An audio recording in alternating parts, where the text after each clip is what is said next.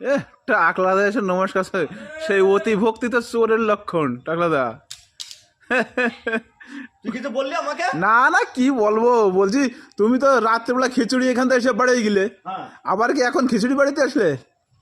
হ্যাঁ? বাড়িতে এসে মানে কি উল্টো পাল্টা বকছিস তুই? না তুমি তো রাত্রে খিচুড়ি বাড়ি গেলে এখান হ্যাঁ। থেকে, এই যে এখানে, তারপরে আবার কি এখন সকাল সকাল চলে আসছে খিচুড়ি বাড়িতে? খিচুড়ি বাড়িতে এসে মানে মুখের ভাষা ঠিক কর। কেন, কি ঠিক করবো? বাড়িতে এসে মানে কি কি কথাবার্তা এই সমস্ত?